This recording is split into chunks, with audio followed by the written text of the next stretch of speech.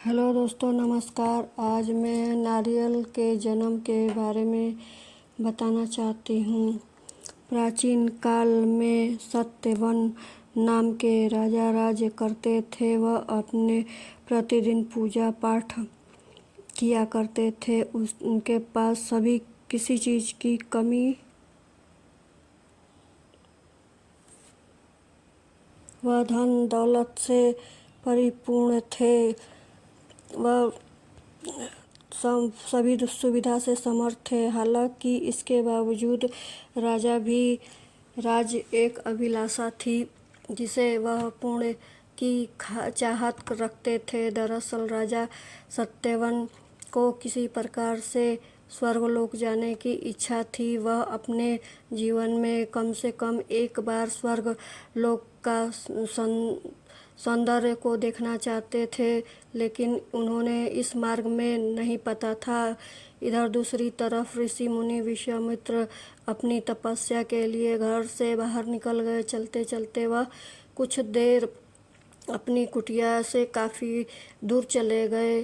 समय बीत गया लेकिन वह नहीं लौट कर आए। इसके कारण उनका परिवार भूखा प्यासा चल रहा था। तो उन्होंने सत्यवन राजा को पता चला यह बात, तो वह ऋषि मुनि के परिवार को पालन पोषण करने की जिम्मेदारी दी। कुछ समय बीत गया और मुनिवर लौटे तो वो अपने परिवार को कुशल देखकर अत्यंत प्रसन्न हुए। उन्होंने पूजा पाठ की।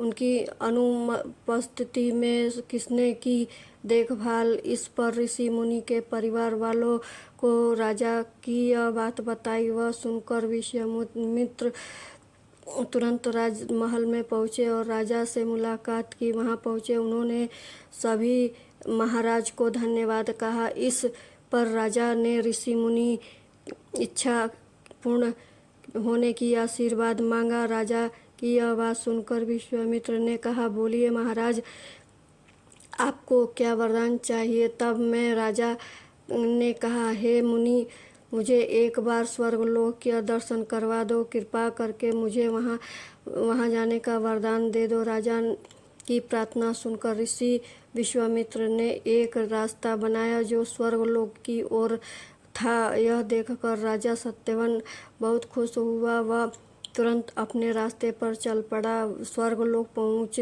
गया। यहाँ पहुँचते ही इंद्रदेव ने उन्हें नीचे से धक्का दे दिया, जिसके कारण वे सीधे धरती पर गिर गए। राजा ने सत्यवन ने तुरंत सारी घटना ऋषि विश्वामित्र को सुनाई। राजा की बात यह सुनकर विश्वामित्र गुस्सा से आग बबूले हो गए। उन्होंने तुरंत देवी देवताओं से इस बारे में बात किया और सत्य का सामना का हल निकाला, जिसके बाद राजा के लिए एक नया स्वर्गलोक बनाया गया। नए स्वर्गलोक को पृथ्वी और देवताओं के स्वर्गलोक के बीच में स्थापित किया गया ताकि किसी को परेशानी न हो। नरक स्वर्गलोक राजा से सत्यवन तो बहुत ही खुश हुए, लेकिन विश्वामित्र को एक चिंता सता रही थी कि उन्हें डर था कि नया लोक कहीं जोरदार हवा के कारण गिर न पड़े।